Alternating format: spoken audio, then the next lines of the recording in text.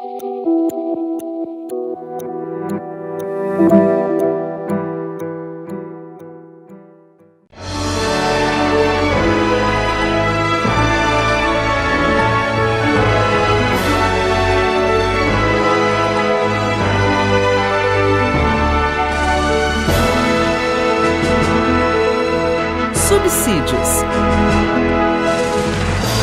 Lições Bíblicas Adultos.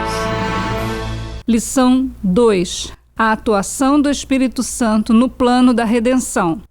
A paz do Senhor para todos, sejam todos bem-vindos à segunda lição do primeiro trimestre de 2021, que tem por título a lição, a atuação do Espírito Santo no plano da redenção. Eu quero ler a palavra de Deus na primeira epístola do apóstolo Pedro, no capítulo 1 e o versículo 2, porque a redenção humana é importante que todos os crentes saibam que é uma obra do Deus Trino, que envolve o Pai, o Filho e o Espírito Santo. E o apóstolo Pedro fala disso aqui. Olha, 1 Pedro, capítulo 1, versículo 2. Eleitos, segundo a presciência de Deus Pai, em santificação do Espírito, para a obediência e a expressão do sangue de Jesus. Então, aqui fala da presciência de Deus Pai, fala do sangue de Jesus e fala da santificação do Espírito Santo. Essa é uma das diversas passagens bíblicas que falam da Trindade, da triunidade de Deus. Muito bem. E como a lição fala da atuação do Espírito Santo no plano da redenção, então é importante saber que a redenção foi planejada pelo Pai na eternidade, foi executada pelo Filho na cruz do Calvário, com a participação do Espírito Santo. Muito bem. Então, a lição de hoje, temos 3 tópicos. Um tópico fala da promessa, o Espírito Santo como promessa. E o segundo, temos o Espírito Santo consola e ensina. E o terceiro, o Espírito Santo reprova e convence o mundo. São temas palpitantes, é claro, que não vamos ter tempo suficiente para aprofundar e entrar em detalhes, mas pelo menos um aspecto bíblico, teológico e histórico, que é muito importante que os irmãos saibam disso, os irmãos e as irmãs saibam disso. Primeiro, o Espírito Santo já vem atuando no Antigo Testamento de maneira diferenciada, é claro.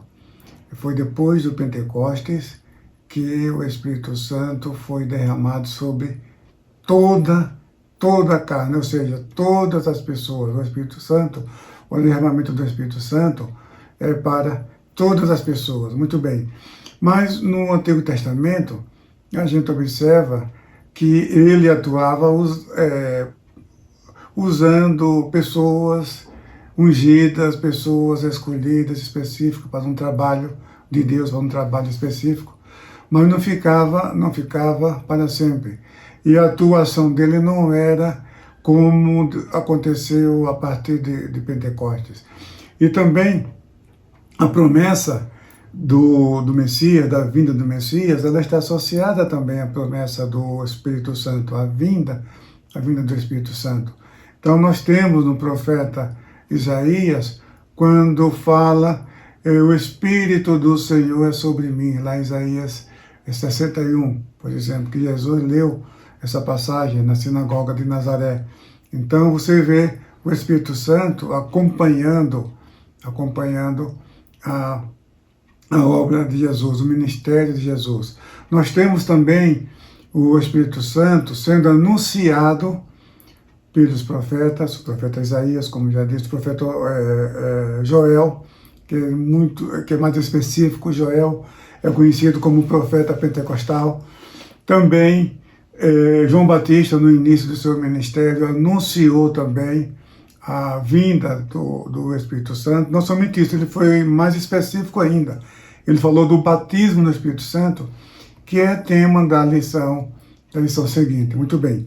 Então, agora o tópico número 2, interessante, quando fala que o Espírito Santo ensina. O Espírito Santo é mestre também, é importante.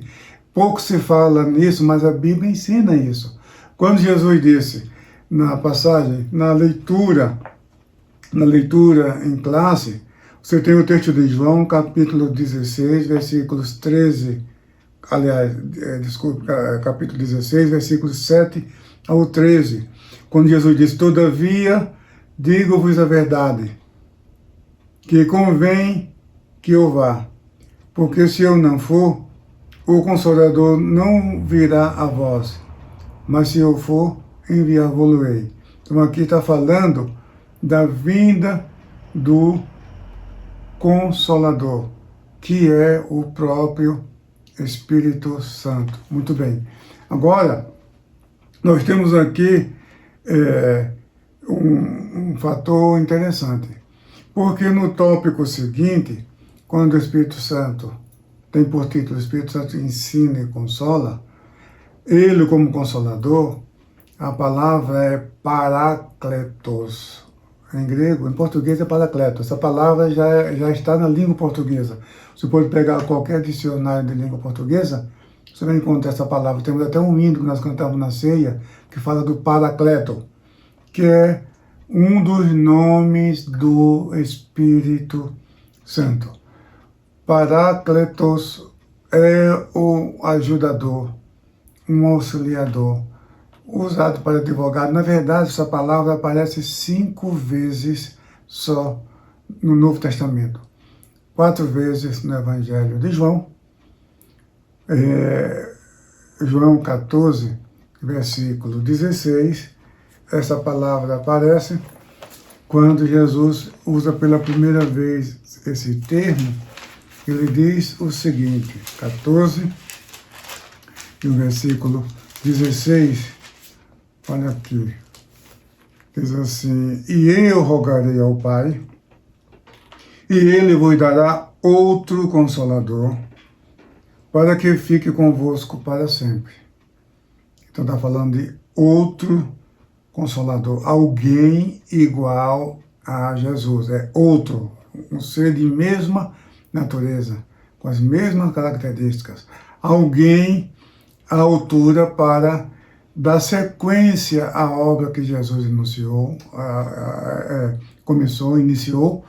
e alguém que tem o mesmo poder para proteger e fortalecer e conduzir a igreja, o seu povo. Muito bem. Depois, no versículo 26, mas aquele Consolador, o Espírito Santo, que o Pai enviará em meu nome, vos ensinará todas as coisas e vos fará lembrar de tudo quanto vos tenho dito. Então nós temos aqui 2 características importantes que nós vamos analisar. Uma é sobre a processão do Espírito. Eu vou explicar isso daqui a pouco. Deixa eu primeiro explicar aqui o ensino. Aqui, olha. Ele vos ensinará. Quem ensina é ensinador, é mestre. E o Espírito Santo já vem atuando como mestre na história do povo de Israel. Nós encontramos isso no Antigo Testamento. O Salmo 143 e o versículo 10, interessante, uma mensagem que, olha o que diz o texto. Ensina-me a fazer a tua vontade, pois és o meu Deus. Guie-me o teu bom espírito por terra plana. Temos aqui aquele paralelismo poético, né? De expressar a mesma coisa de 2 maneiras diferentes. Primeiro fala, ensina-me a fazer a tua vontade, pois és o meu Deus. Aí a segunda parte do poema, que está dizendo a mesma coisa com outras palavras, guie-me o teu bom espírito por terra. Então, o Espírito Santo, ele é Deus, pois ele ensina e ele guia, ele nos guia. Então aqui nós temos o Espírito Santo como Deus e como Mestre. Mas também no livro de Neemias, no capítulo 9 e o versículo 20, olha o que temos aqui. Deste o teu bom Espírito para os ensinar, e o teu maná não retiraste da sua boca, e água lhe deste na sua sede. Aqui é a oração de Neemias, está trazendo à memória os 40 anos da peregrinação dos filhos de Israel no Egito, e aí ele diz que o Espírito Santo os guiou e também ensinou. Ele guia e ele ensina. Então, o Espírito Santo é mestre, ele ensina. Agora tem um ponto interessante aqui nessa passagem, que aí vamos ter que entrar um pouco em teologia, a parte de teologia e também histórica. É sobre a processão do Espírito Santo. O que é isso? Ora, no início da lição, eu falei que a redenção humana é obra da Trindade, não é isso? Do Deus Trino, Pai, Filho e Espírito Santo. Muito bem. Então, o que acontece?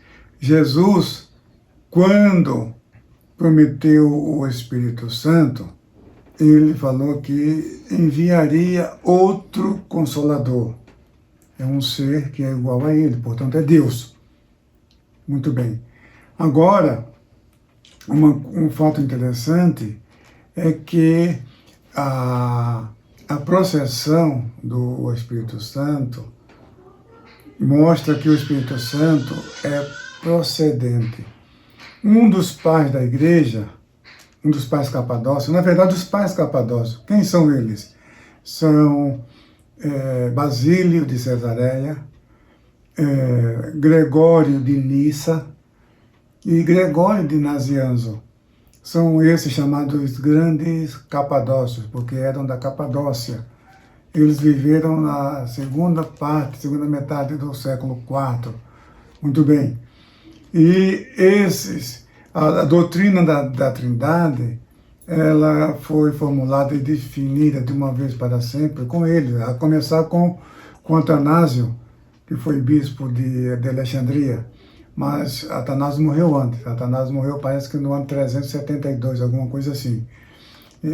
Basílio de Cesareia morreu antes do concílio de Constantinopla, que foi realizado em 381, que definiu de uma vez para sempre a identidade do Espírito Santo. Muito bem.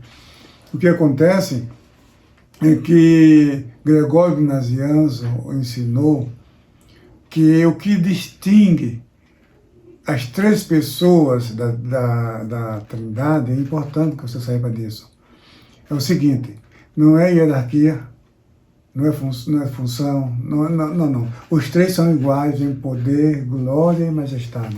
O que distingue é o seguinte, é que o Pai é ingênito. O que isso quer dizer?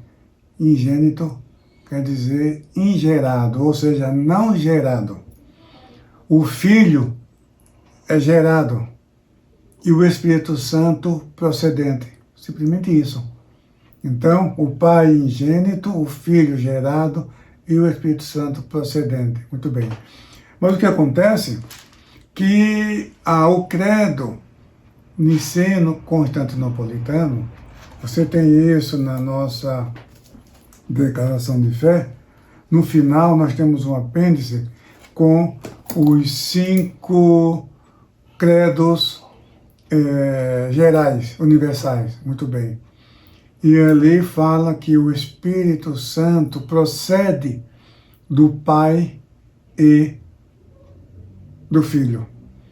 E o que acontece é que as igrejas ortodoxas, as igrejas orientais, acusam os bispos, as autoridades do Ocidente, de ter acrescentado ao credo essa expressão e do Filho, que no latim é filioque, Filioque é uma expressão latina que significa e do filho. Então eles dizem que essa expressão não é original, foi acrescentada posteriormente. E isso serviu como gota d'água para a ruptura.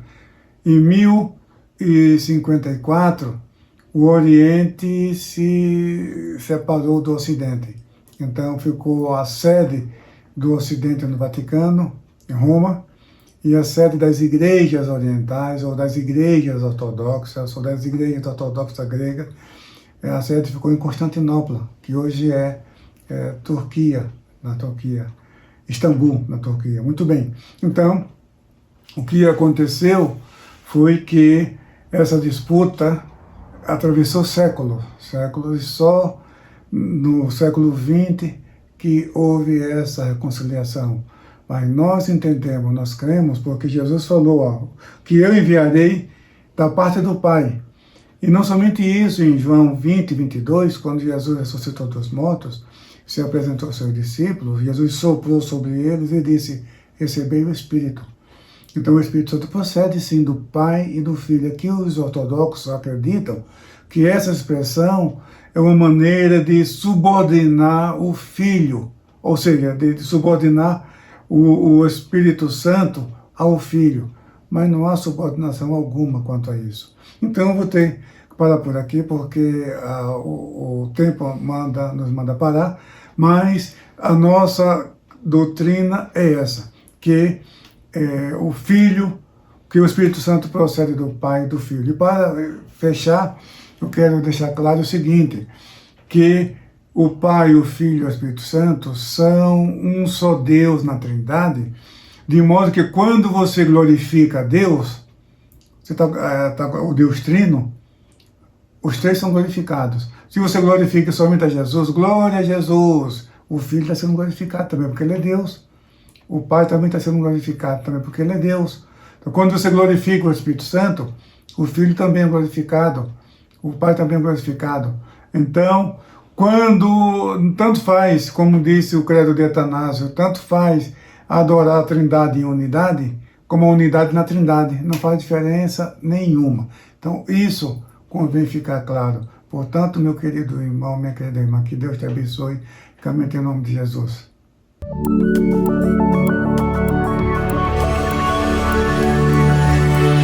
CPAD, a editora da Escola Dominical.